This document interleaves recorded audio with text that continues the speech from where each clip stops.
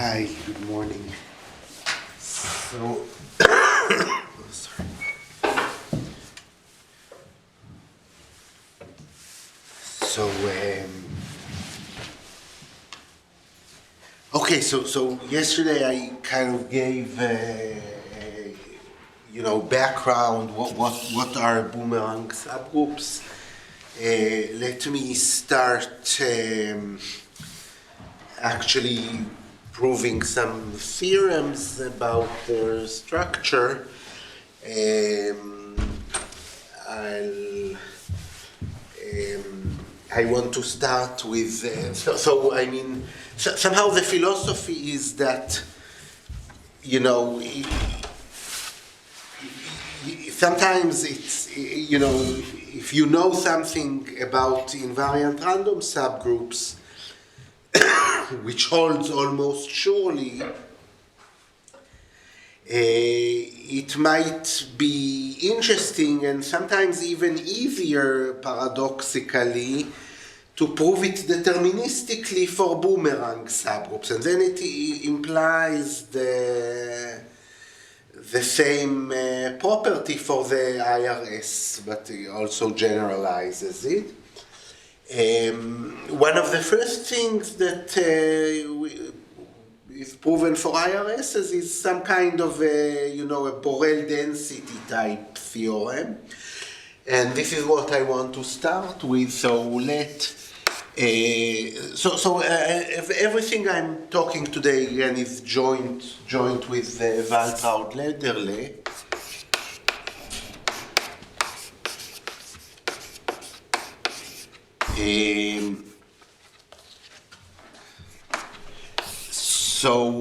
Let G be a simple simple connected Lie group. Here I don't even want to talk about a lattice. Let gamma in G be any Zariski dense subgroup.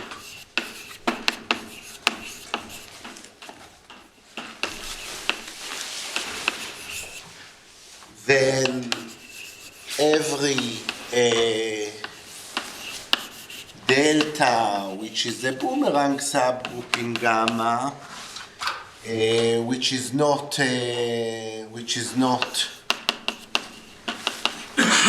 finite and central, is also Zariski dense.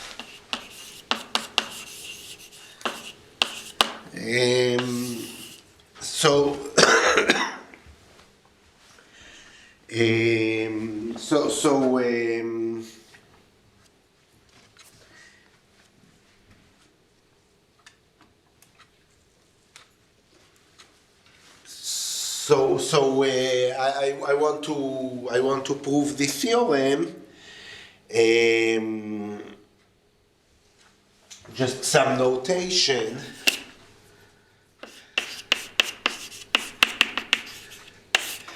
If I take any gamma, say in gamma or in G, I want to denote by H of gamma just the Zariski closure of just the cyclic group that is generated by gamma. So this is going to be some kind of an abelian algebraic group. And let me denote by S inside gamma the collection of all gamma in gamma such that H of gamma is connected.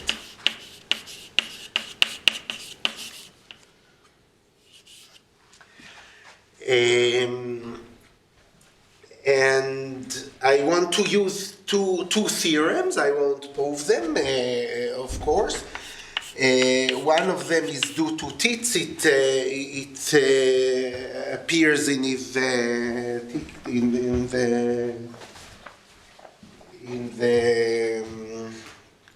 its alternative paper. In this setting,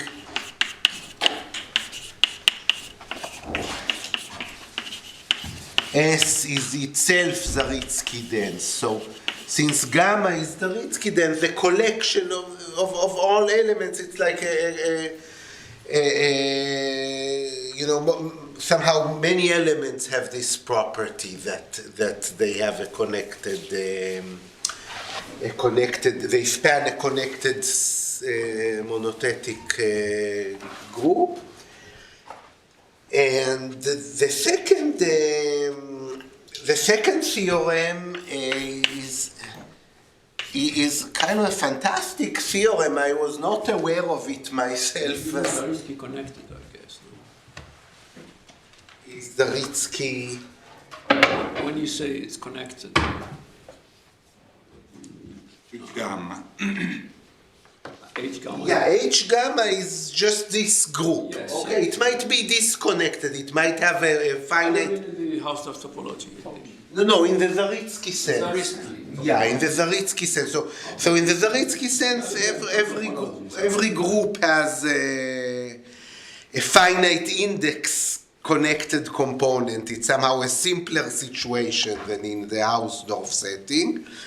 But you can take a group, and the cyclic group that you generate might not be connected. For example, it might be finite, right? In more general, it contains, the Zariski closure of this contains some finite index. So your simple Lie group is linear, I think. Yeah. Sorry. Connected linear. Yeah, I'm sure.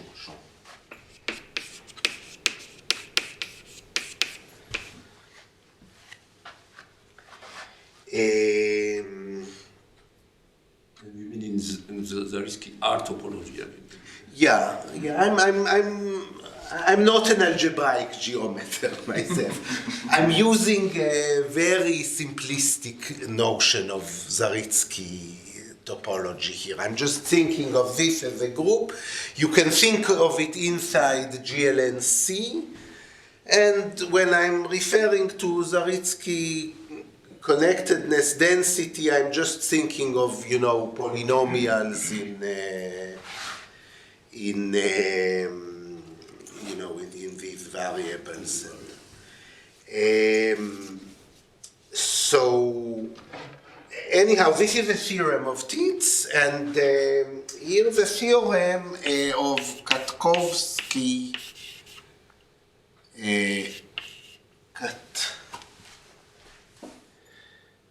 Katkovsky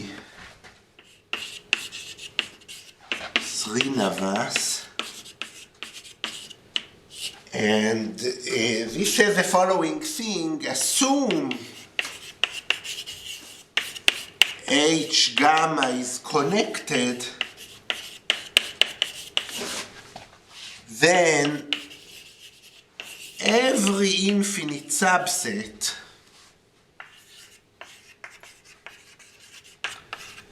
of the cyclic group gamma is Zariski dense.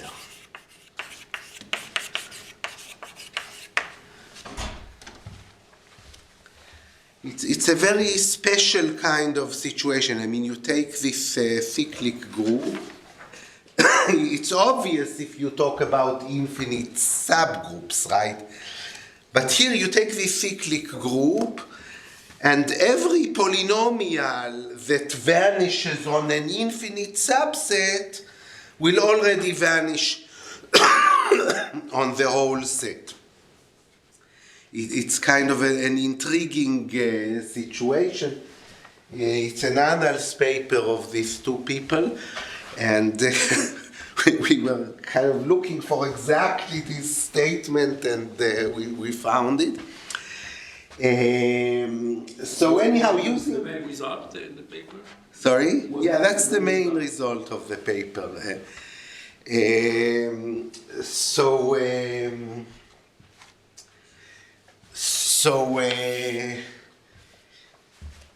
So using these two theorems, I can now prove our statement. So proof. Let's fix some delta in delta, gamma in gamma, and the Boomerang condition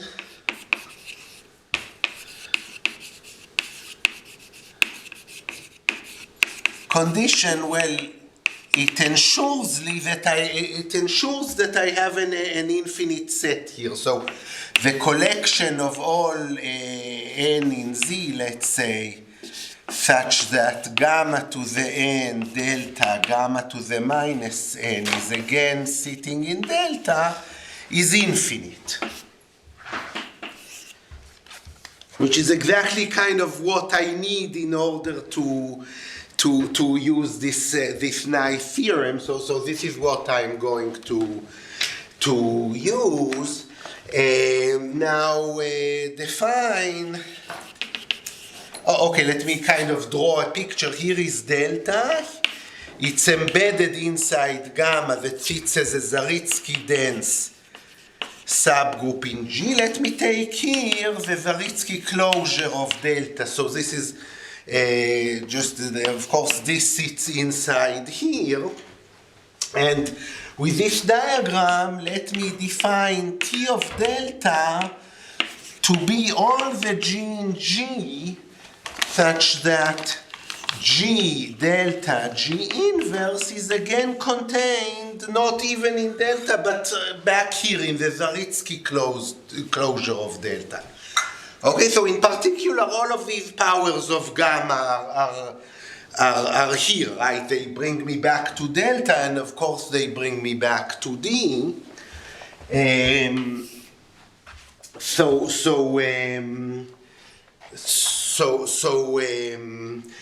now this is clearly a Zariski closed condition. Okay, if I'm taking an element delta into a Zariski closed group, this is a Zariski. So note that T of delta is Zariski closed in its own right. Now in particular,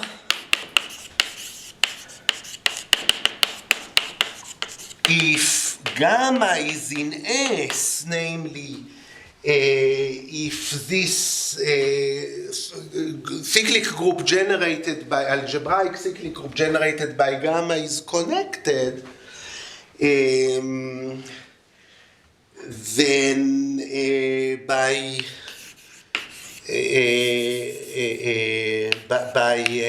this Katkovsky-Srinivas theorem, well, I have that H of gamma itself is contained in T delta completely.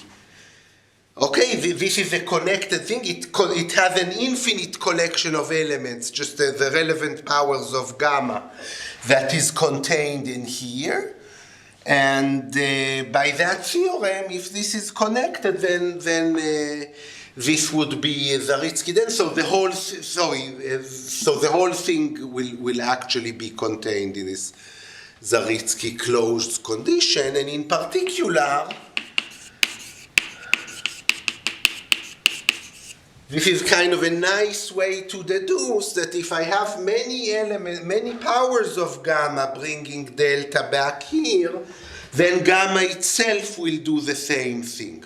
So in particular, gamma itself is in T delta, or in other words, so in other words, S is contained in T of delta.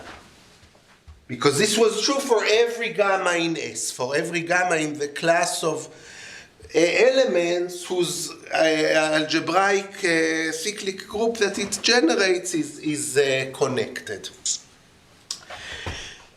Now use Tit's theorem, okay? S is Zariski dense. It's contained in this Zariski closed subgroup. So by Tit's theorem, T of delta is equal to the whole of G. Okay, it's a Zariski closed set. It contains a Zariski dense subset. So it is equal to the whole of G.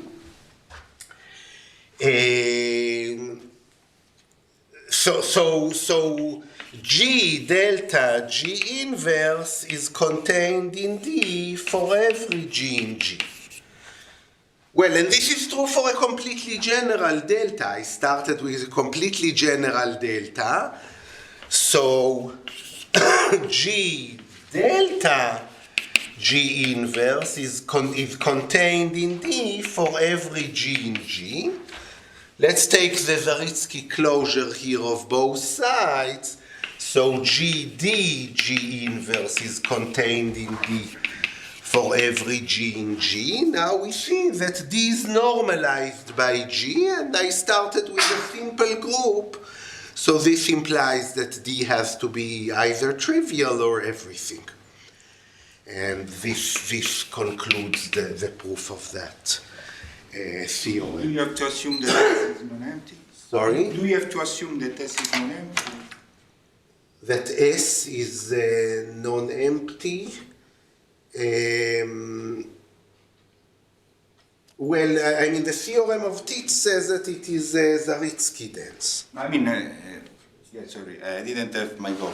But S is the set of gamma for which each gamma is connected, right? Yeah. And it's non-empty. Yeah, and more than it's non-empty, it's even Zariski dense. Ah, okay. Okay. That's okay.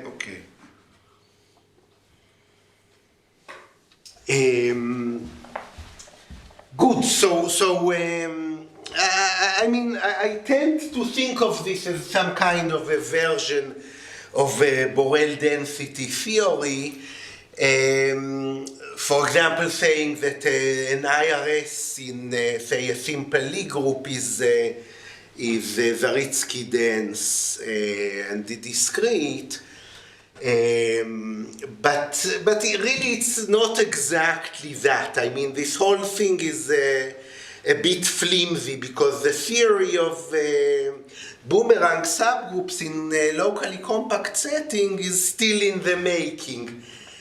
And all of this is about discrete groups. So we're proving some kind of a roundabout statement, not about Boomerang subgroups in G itself, but Boomerang subgroups in a Zariski dense discrete subgroup in G, and there we get the relevant conclusions.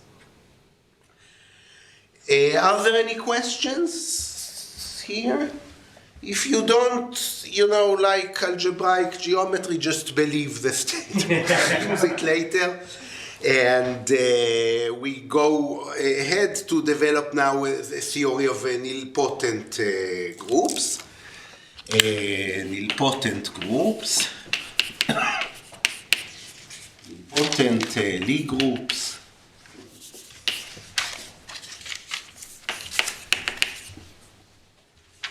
Nilpotent groups. Let me say unipotent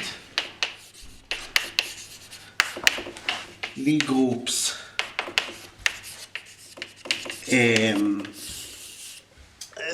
There's a kind of very nice theory, structure theory around unipotent Lie groups.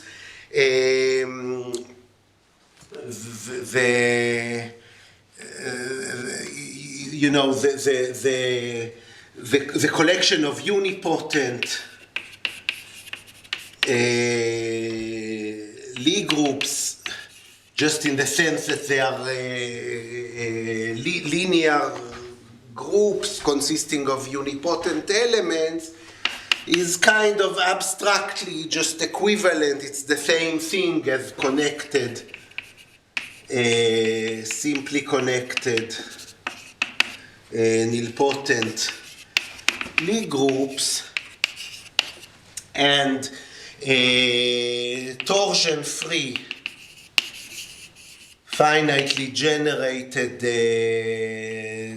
nilpotent groups are basically all of them embedded in here, and they are kind of the same in a way as lattices in such groups, and there is a very kind of, interesting and nice version of all this rigidity theory that is so difficult in the semi-simple case, that is kind of well developed much before. I'm sure this was a motivation for Margulis and people who developed the semi-simple case in this simpler setting. So kind of a nice, a nice. I gave a course once on this. A nice references. You just read the second chapter in Raghunathan's book, and you see everything there. So let me just summarize a few things. So for a unipotent, I'll just call this unipotent Lie groups. For gamma inside N, a unipotent Lie group, the following are equivalent. One, N is the largest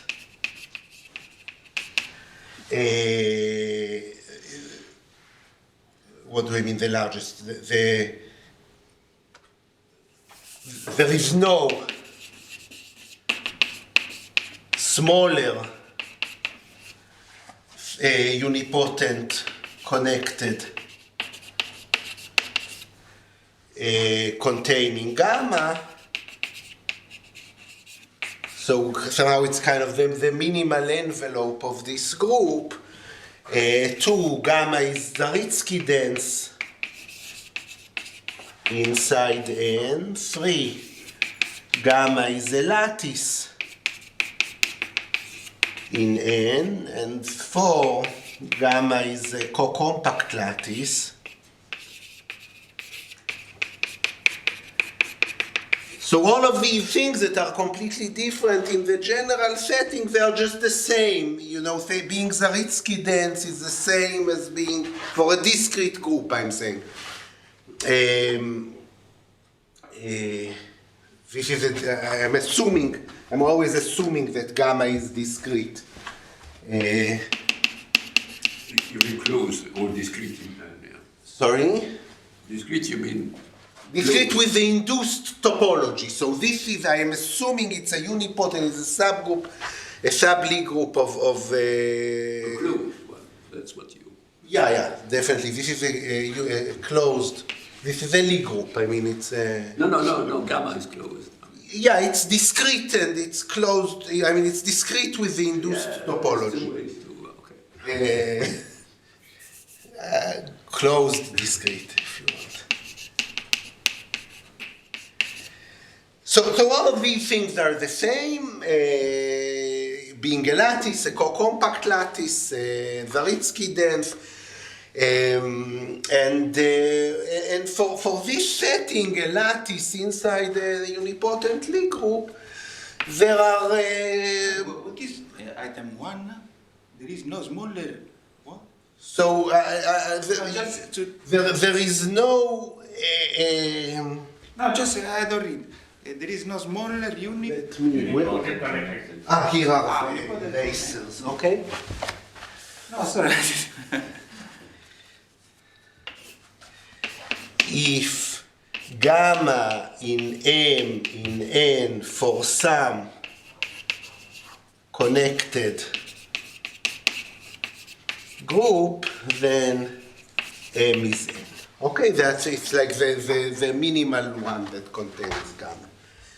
And for this there is a nice theorem. One of the first theorems is superrigidity. So if phi from gamma to say V is just an abstract homomorphism into another connected unipotent group,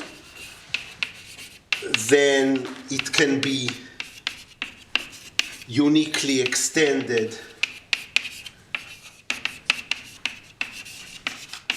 to n, and this is a super rigidity type result, and there is also an arithmeticity type result,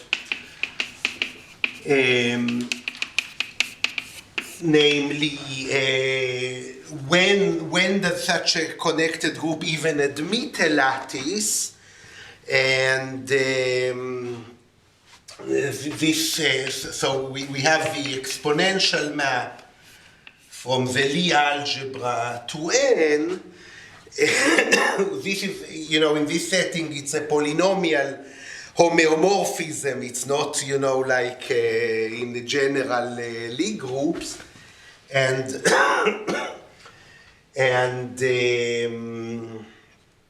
n admits a lattice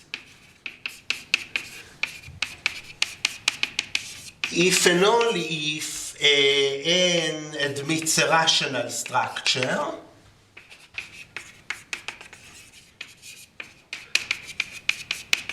namely, this n is just, you take a similar Lie algebra but defined over Q, and you extend the scalars to R.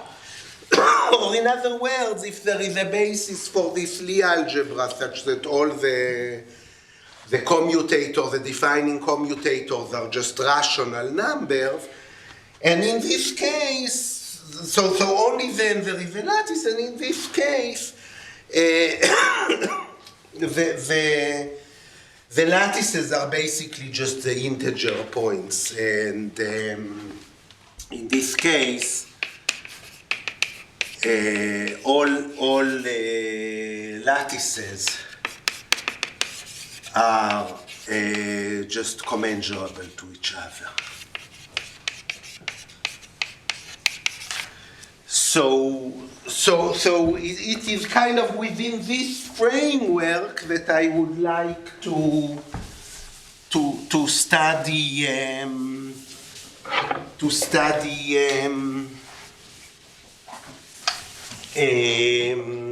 boomerangs.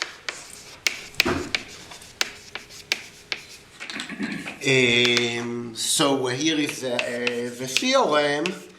Let gamma in n be such a lattice, and delta inside is a boomerang in gamma, denote by D, well, I just call it the Zariski closure of delta. It's that kind of envelope that we were talking about, okay? Like I'm doing the same picture again. So and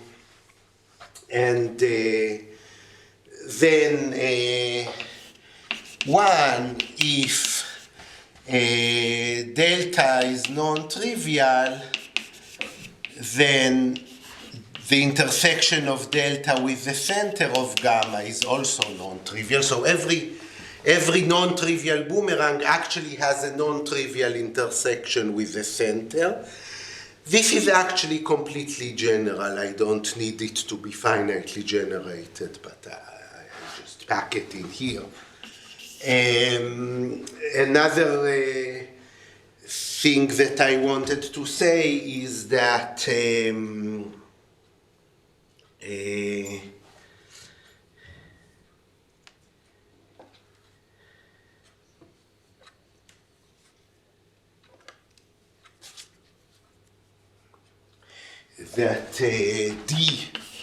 is a normal subgroup in N, and 3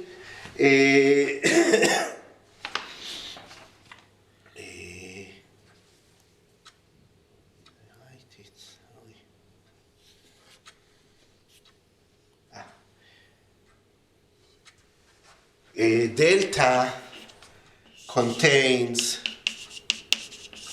a finite index subgroup let's call it delta 0 in delta, such that delta 0 is in gamma. So this is kind of a triviality statement in a way, like, you know, Boomerang subgroups here are basically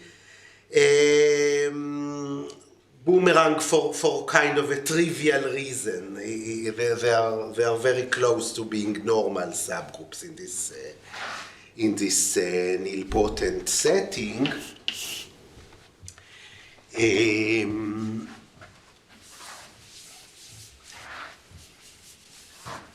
And the proof is again the same kind of proof. You see that the proofs are somehow easy.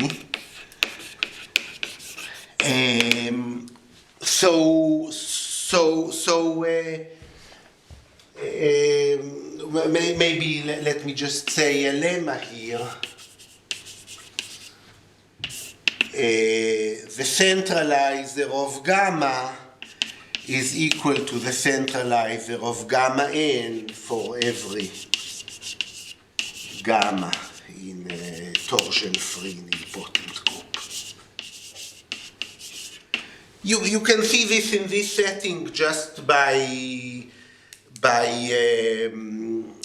noting that this is basically the centralizer of the Zariski closure, right? It kind of follows from that theorem. But if you don't like it, you know, just hit it with what you usually hit nilpotent groups, namely induction on the length of the descending central series, and you immediately obtain that. So using that, let's prove number one here. So take some delta. I'm working with a non-trivial delta, so it has a non-trivial element. Take it and look at the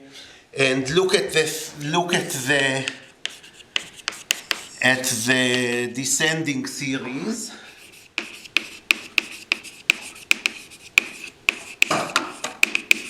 So gamma 1 is just gamma, normal in gamma 2, which is the commutator, and gamma 2 and gamma is gamma 3, and so on.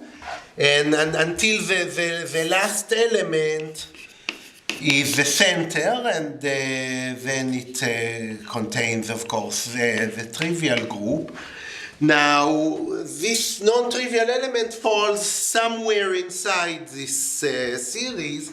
Well, if it's here, we're fine, right? We already have an element in the center. If not, I'm going to push it further. So, if delta is in gamma r, which is not a center, well, it's not in the center, then there is some element that doesn't commute with it. Which is not the center, let gamma be such that it does not commute with delta. So gamma to the n does not commute with delta for any n. That's exactly this lemma. And we know that eventually this is going to fall back into the group delta by the Boomerang condition. So by the Boomerang condition,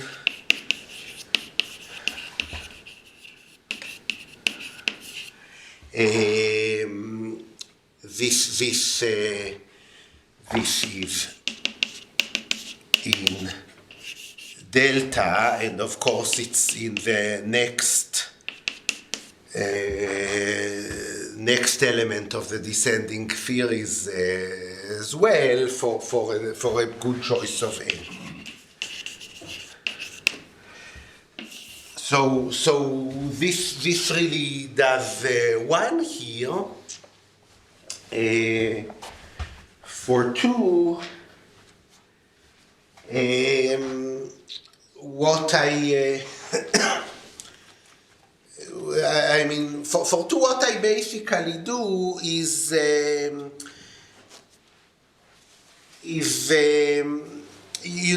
just use the fact that all the groups in this setting, all the discrete groups in this setting are finitely generated. So I let this delta maybe be generated by some finite set S, delta 1 up to delta n, and maybe I let D be generated.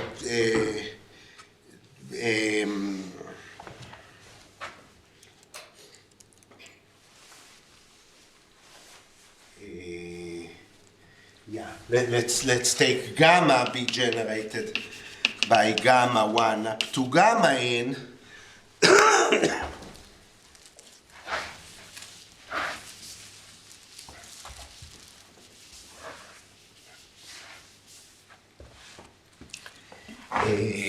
Take delta generated by S, finite, let gamma be generated by gamma 1. Gamma I can write it as xi.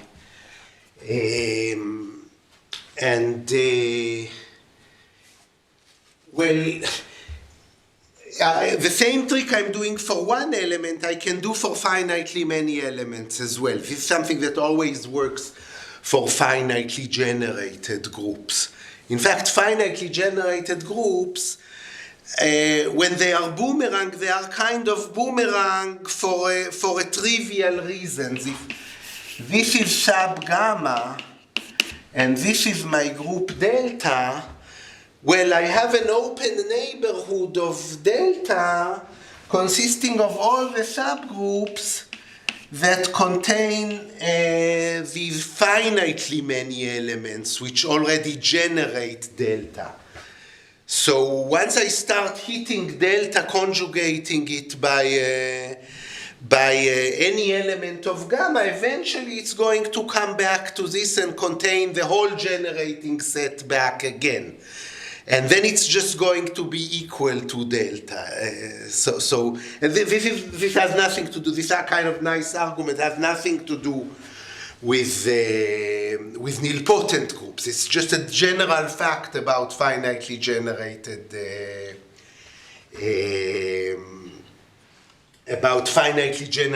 boomerang subgroups.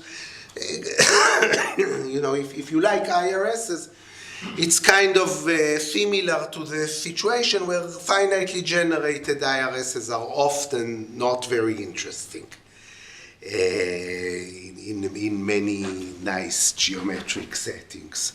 In particular, in the IRS setting, there are only countably many finitely generated subgroups in a countable group.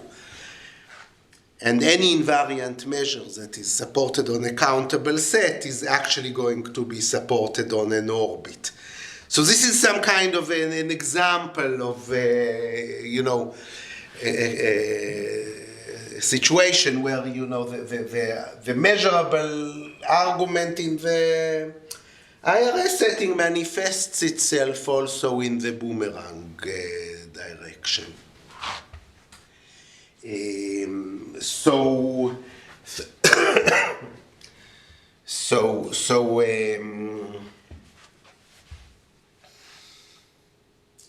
I know that gamma I to the n delta gamma I to the minus ni is actually equal to delta for every I and some ni in z or in n.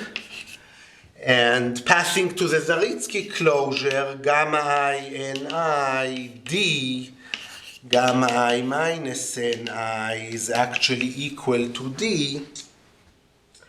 And you can think of this as the exponential of ni xi d exponential of minus ni xi. And, since this is true for this element in the cyclic group, it will be correct for the whole one parameter subgroup that it generates.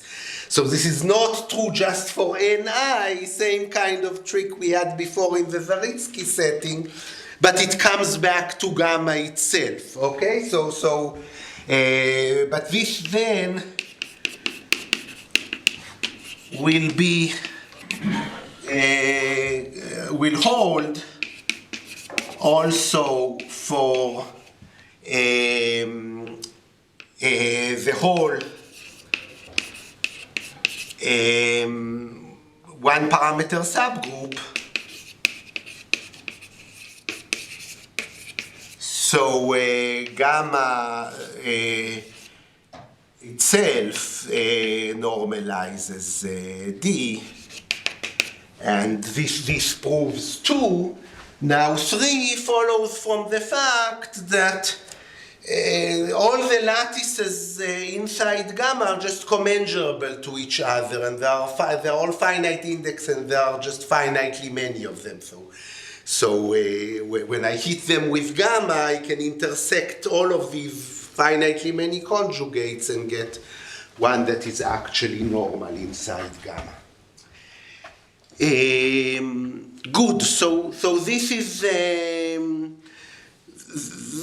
kind of the general theory I wanted to discuss, and maybe it's a good point to do a short break, and then after that I will dedicate the next talk to actually proving the theorem. And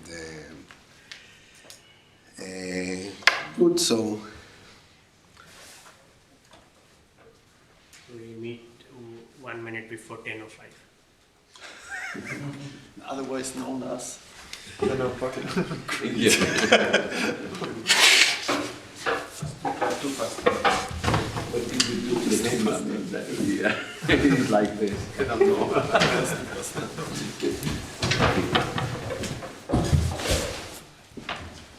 That's a mathematical trick.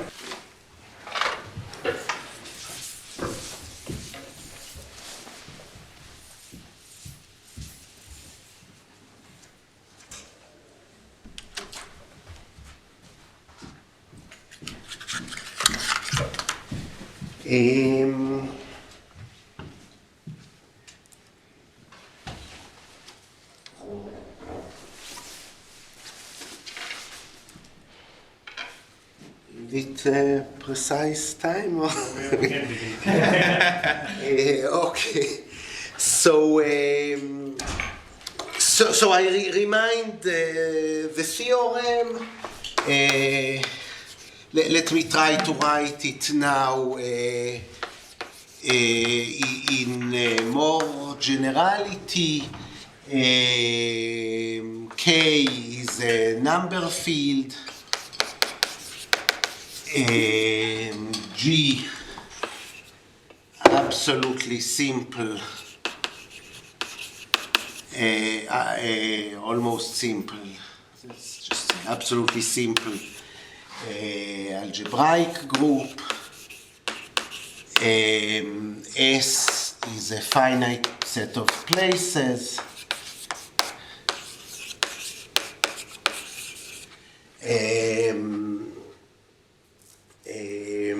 Absolutely almost simple algebraic group of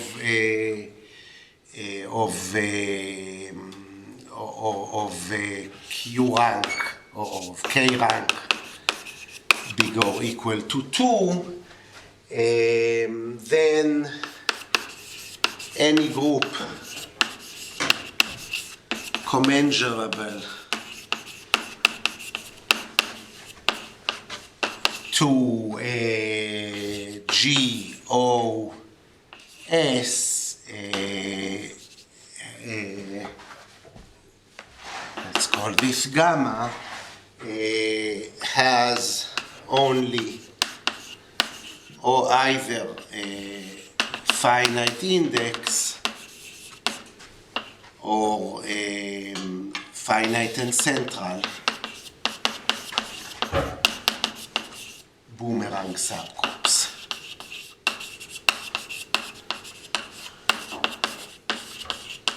There are kind of two ways in which they can be trivial, either finite and central or So somehow the whole idea of this lecture that I am giving now, and I gave also in Chicago a few months ago, is to just ignore all of this terminology, and I will start proving it for SL3V. And hopefully I have some time, and I try to give examples of, other situations where this shows up. So don't. I'm going to start with the proof for gamma equals SL3V. And just showing that our statement says that here Boomerang subgroups are either trivial because there's no center or a finite index. So these are exactly the Boomerang subgroups. And note that in particular this proves also, we claim that boom of SL3V is just equal to the finite index subgroups and the trivial one. And note that this implies also the Stack-Zimmer theorem and its generalization, namely about element-wise conservative actions of such a group. And the proof is kind of streamlined. I mean, it goes kind of a long tradition of proofs that are limited in the sense that they are algebraic. So somehow they use the structure of the group and they don't really rely just on the fact that it's a lattice. So for example, even before Margulis proved his normal subgroup theorem, it was really proved before that, both by Mennike and by, I forget if it's Bas Lazardser or Bas Milnorser, but Bas Milnorser, one of these papers, both of them proved the normal subgroup theorem for SLNV as part of their proof of the congruent subgroup property in this case. And then there's the beautiful theorem of Bashir that is also of a similar nature for character rigidity in this case, but it really uses the algebraic structure somehow, and this is what we do as well. This is somehow also the weakness of this proof, because it won't work for compact lattices, that somehow their algebra doesn't see at all the structure of the group. So for this I'm going to use some structure. So let T be the diagonal subgroup, namely the torus. I'm going to denote by Uij the root groups here. So the notation I'm using here is for a kind of a general ring, if you want, but I'll use it more for the rationals than for the, kind of makes more sense for fields than for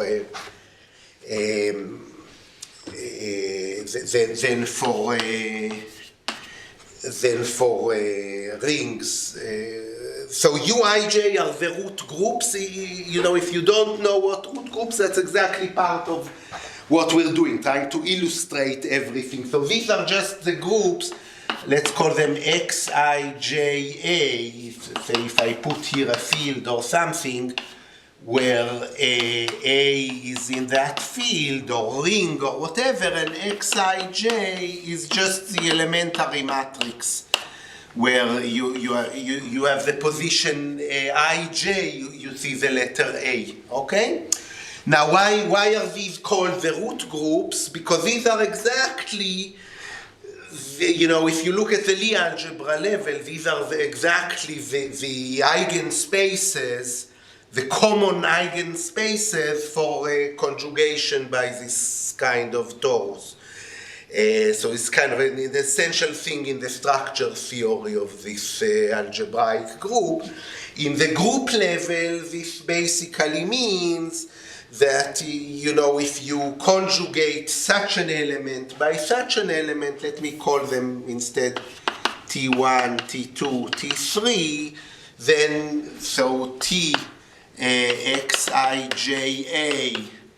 T inverse is xij a Ti over Tj. This is kind of the structure. And then there is also a very beautiful structure of this kind of root system in the SL3 case. It's usually denoted by this root system, where you have xi, like a very nice commutation relations between these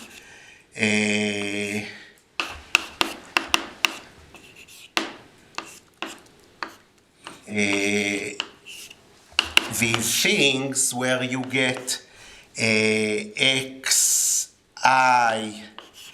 j prime, here is xi prime j prime ab. This is if j prime, sorry, take some more space. xij xi prime j prime ij prime ab, if this one is equal to that one, then they cancel out somehow, okay? So if j is equal to I prime,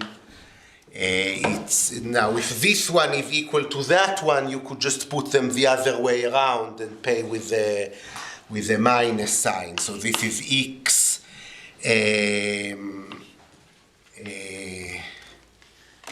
What do I want to do here? X. Yeah, if this one is, so I get xj I prime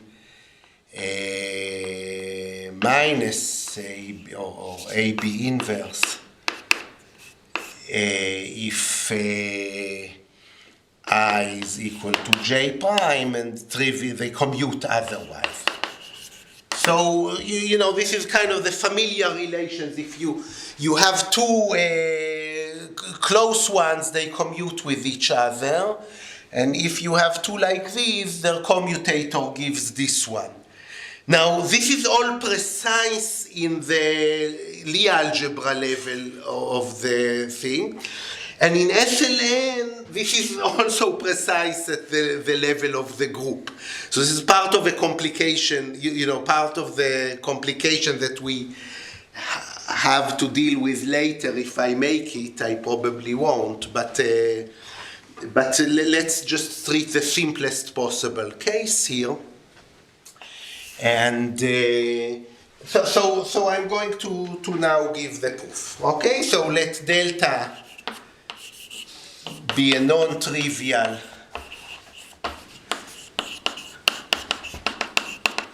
boomerang. One more structural ingredient that I need is the Brouat decomposition.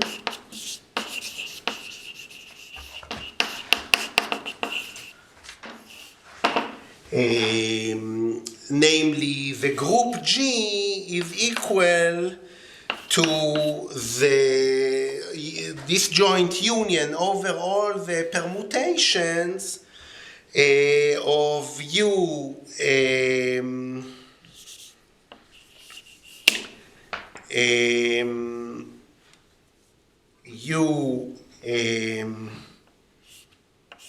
T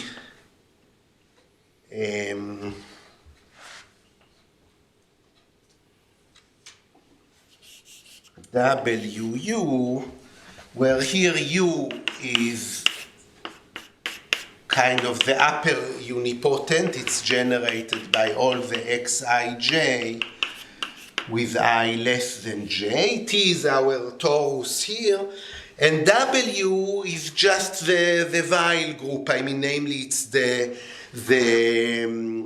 normalizer of the torus divided by the torus, and in this case, it's just the set of permutation groups. Okay, so if you are not familiar with this, let's just go back to linear algebra and say that this kind of a decomposition of the group over a field. Here I really need it to be over a field. This kind of decomposition of a group is basically just the same as the Gauss elimination of matrices. Okay, so say I start with any matrix here in SLN.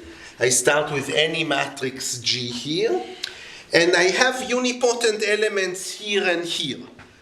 Okay, and I'm kind of asking myself the question, what do I need, or how good of a form can I get by performing elementary row operations by unipotence from the right and elementary column operations by unipotence from the left, but I'm restricting myself to this group only. I have here zeros under the diagonals. I'm not allowed to subtract any element from any element.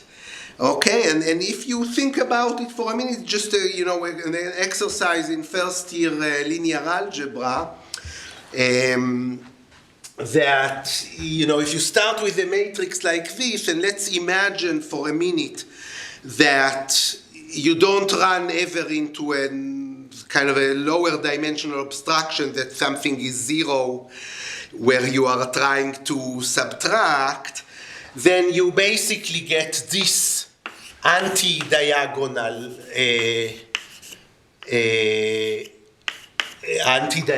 thing, right? You can clear everything that sits above the diagonal and everything that sits to the right of the diagonal just by this kind of operations. Now, if you do run into a zero somewhere, then you don't get this, but you get another kind of a permutation matrix. Okay, so the interesting feature here in this Brouat decomposition is that it's, unlike many other decompositions, the cells are not all equal to each other. They don't look the same. There is one very big one that you really fall into that almost certainly. It's called the fat Brouat cell, or the heavy Brouat cell, and this is a Zariski dense one. And there are much smaller ones that eventually end up not in this anti-diagonal form. Okay, so now I want to use what I proved.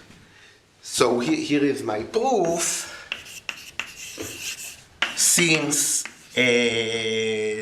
delta is Zariski dense, we have some delta VP du in the fat Brouat cell.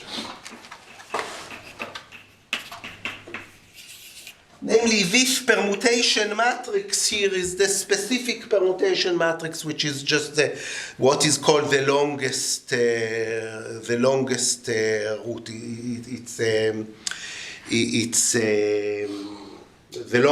longest element in the Weil group. It's just the anti-diagonal permutation.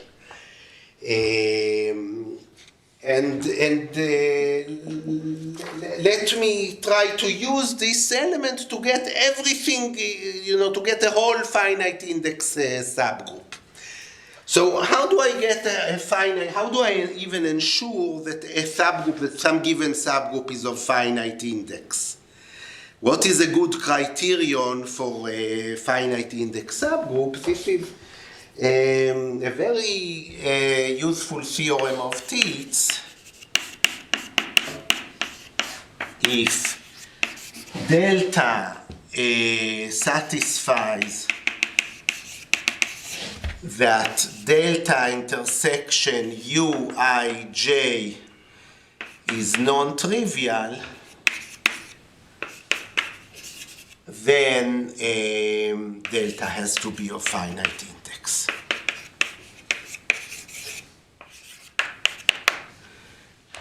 And there's a whole industry afterwards of generalizations of this theorem that, you know, are still very, very active kind of. Right recently there is a beautiful paper of Benoit and Miquel that give a very strong similar kind of condition.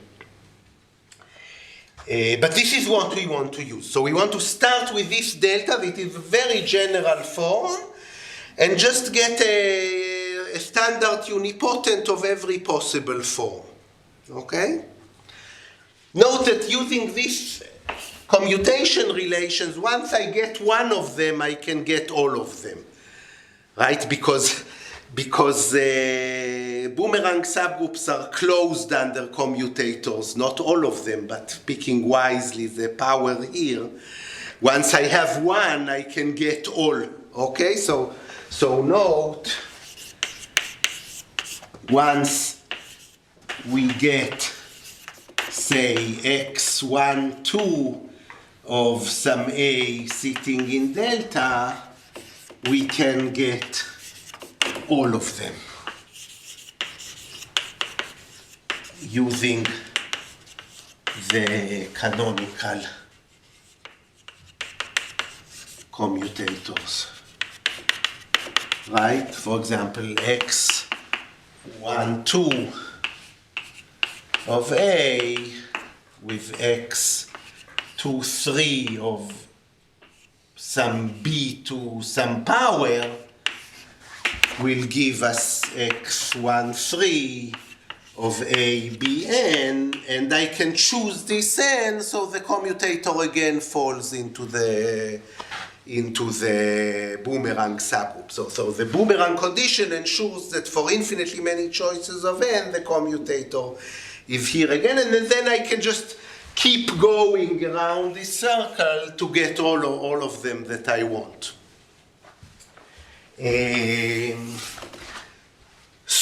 But I don't have anything yet, so let's start with this very general form that all I assumed is that it sits in the Brouwer cell, and see how we can use the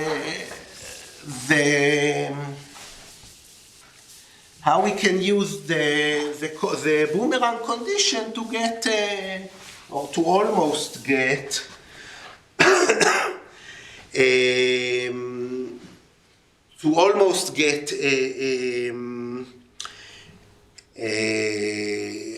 standard unipotent element. So I'm looking at delta commuting with x1, 3 to some n. Okay? And I'm using here the fact that x1, 3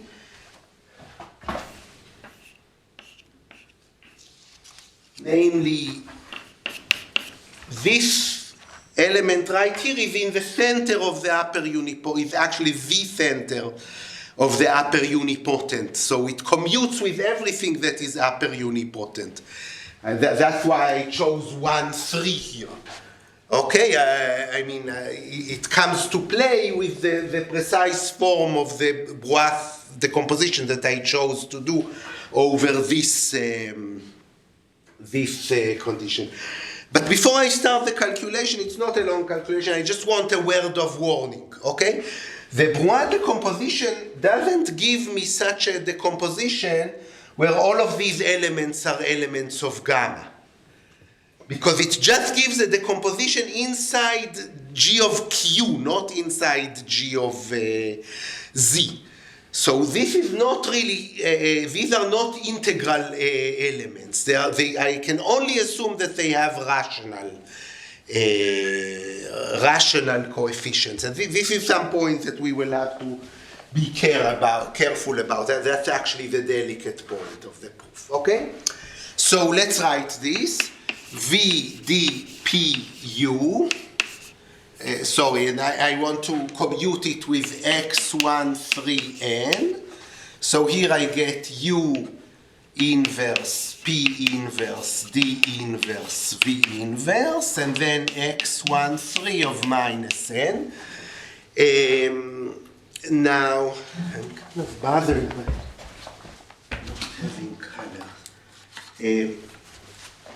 So this is in the center, right? So it commutes with this U. I can immediately erase this. Now I have a root element, and I'm conjugating it by a permutation matrix and by a diagonal matrix. So what I'm going to get just from this is exactly prescribed by the root structure, somehow by the axioms of what is happening here. When I'm permuting it with P, so let me do it one by one. When I'm permuting it with P, when I'm conjugating it by P, I'm applying P to the root system basically. So I will get x31 of n because P is just flips. And now when I'm permuting it with D, I have the prescribed action. So when I'm doing this, I will get x31 of n multiplied by some scalar, namely t3 divided by t1. Okay, so this is all equal to V inverse commutes again with this. I can push it all the way outside of the conjugation. So this is x13 minus n. Not good enough. I still have two. I get something close. It's almost the standard unipotent, but I really want just one of these. So let's do a double commutator. So I want another commutator now. So I'm taking delta x13 of n and commuting it. This is just going to fall because it's in the center. So let me choose something nice here that will, using the canonical commutation relations, will just add to this one. Okay, so I want, say, here I have 3, 1, so I get 2, 2, 1, 2. Okay, so I want here x, 1, 2 of some new power m, and, but I have this annoying v from the left and from the right. So since I have it here, let me put it here also.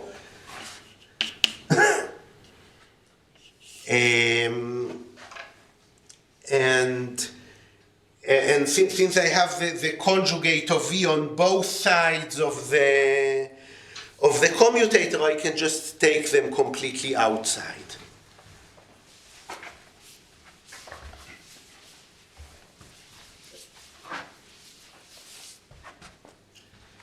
So this is equal to V inverse. I just pulled them out. Let me copy this. 3, 1, T3 n over T1, x1, 3 minus n. And here I have x1, 2 of m. Now this one and this one commute. So if you think about it for a minute, this one just vanishes from the commutator. It's not effective. And then the canonical commutation relations give me exactly or almost exactly what I want. Namely, I got v x3, 2 of the value here exactly doesn't really matter. But let me still copy it. V inverse. And this is all sitting inside delta. Why? Because I can choose infinitely many possible values of n to make this one inside the boomerang. And once this is in the boomerang, I can choose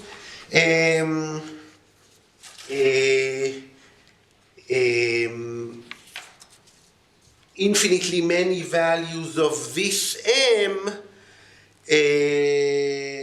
to put it inside the boomerang as well, but careful, okay? Because you see, this is no longer really an element of gamma. Here I run into this delicate point. This V is just a rational matrix. So here we use the theorem of Borel, namely that SLN-Q is the commensurator of SLN-Z inside SLN-R.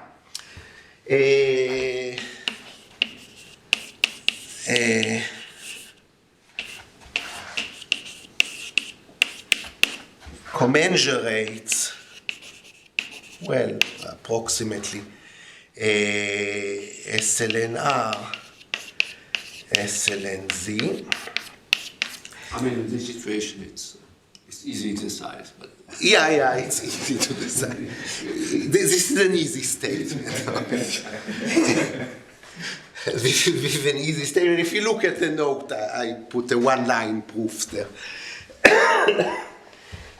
What does it mean? It means that, if I conjugate this by V, I don't get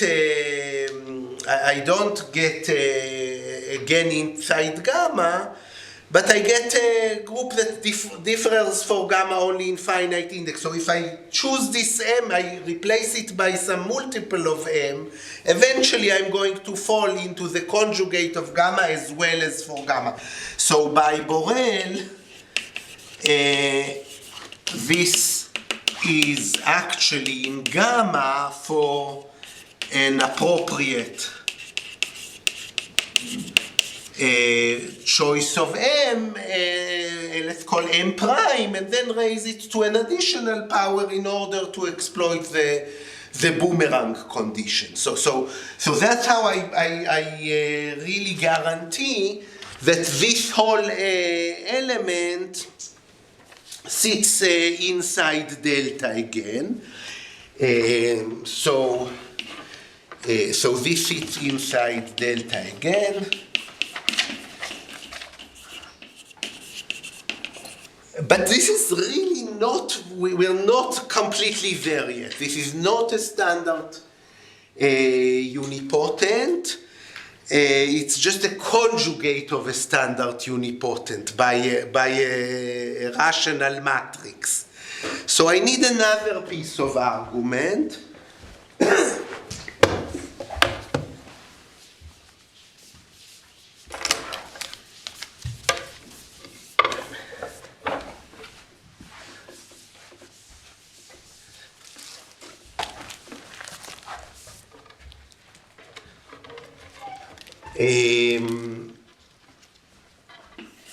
So I got the following. I got that V inverse of this double commutator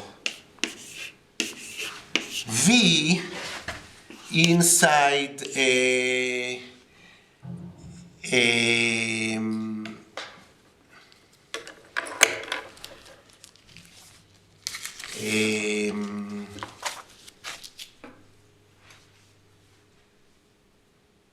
okay, how much time do I have? 10 minutes. 10 minutes.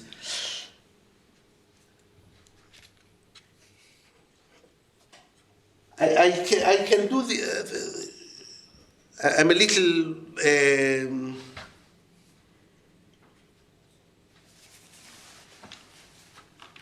somehow I didn't do as much as I was hoping, so I'm a bit of in a dilemma. So I can finish this proof carefully. I mean, there's another argument which uses the commensurator again. Or I can talk more about more cases. I'm not sure what is more interesting. Maybe it's more interesting to. Okay, maybe it's more interesting to finish exactly the proof, so we see like a complete proof. But eventually I'll finish only the SL and V case. So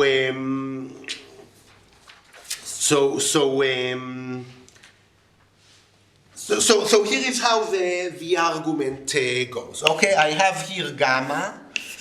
Inside here I have delta, which is given to be a Boomerang subgroup. Okay? Now, here of course I have V inverse gamma V, and clearly V inverse delta V is again a Boomerang subgroup here, because I just conjugated the whole picture. Now V is in the commensurator, so I know that gamma intersection V inverse gamma V is going to be of finite index in both sides here. Okay? Now here I found this nice element that I'm interested in. Okay? Here I found this nice element that is a standard unipotent. This is here we found a standard unipotent.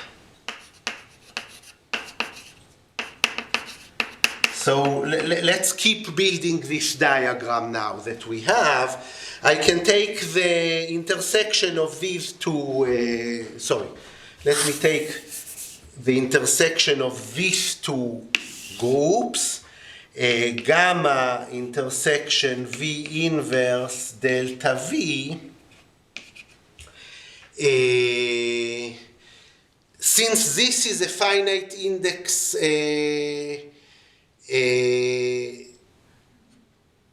subgroup here, so I can raise this. Standard unipotent that I got to a power that will make sure that it falls also into this intersection. So the standard unipotent that I have here, that a priori sits only inside this group, eventually some power of it will also sit in the intersection, namely it will also be in gamma. So here also I have a standard unipotent.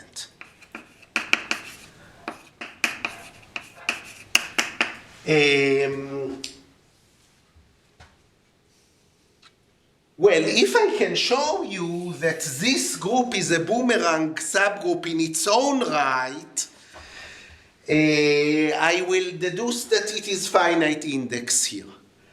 Okay, and that will already be close to what I did. So let's try to look at this diagram and convince ourselves that, this is a Boomerang subgroup. And the basic properties of Boomerang subgroups that I discussed last time were precisely chosen in order to do this diagram chasing right now, okay? So this is Boomerang here. Of course, this is Boomerang here. Now, look in this group.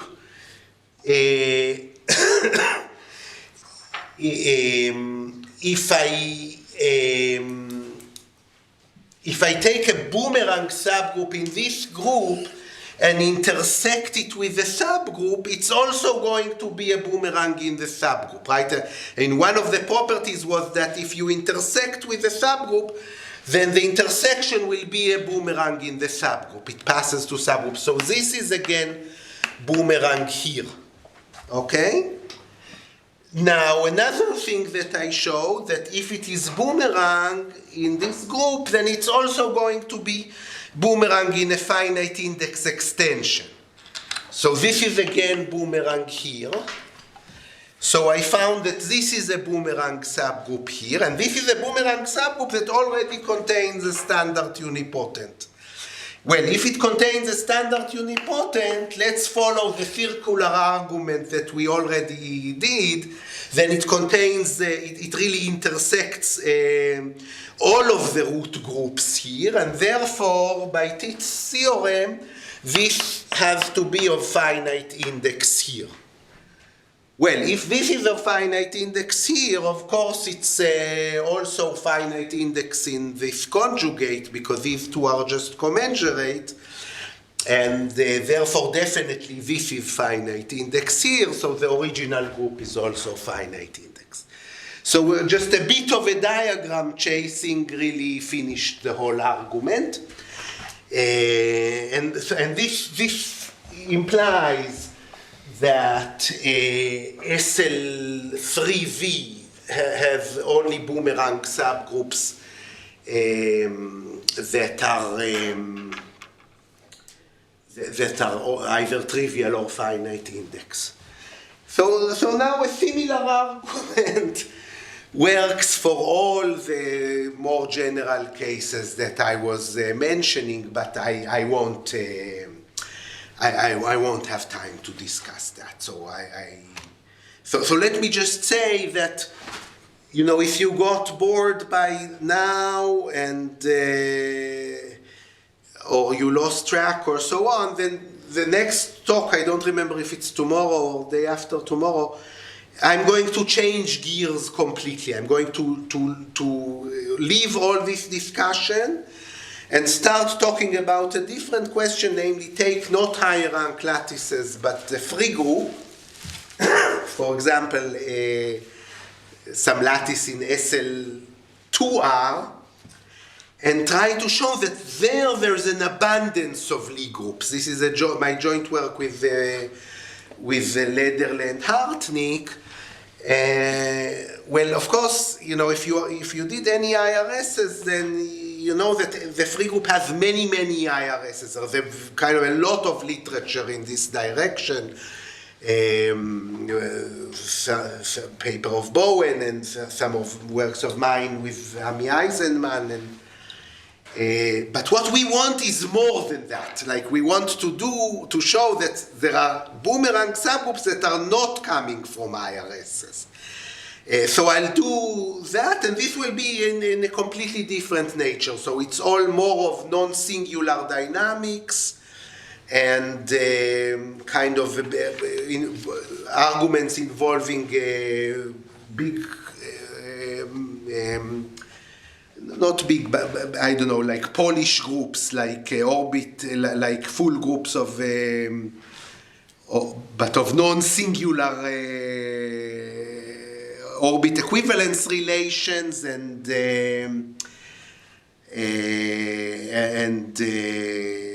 using kind of a bare category theoretic arguments in order to construct Boomerang subgroups there that somehow do not come from IRSs. So it's going to be like a completely different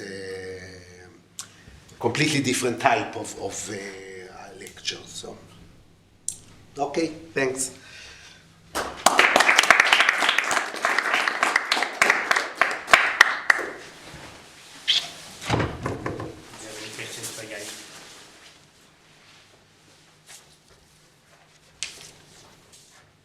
If not, let's thank Yair again. So we come back at 11. 11:15. 11:15. Said 11. So basically you can realize any subfactor in L of infinity. So any index is possible, so definitely in L of infinity. I have finite index. But any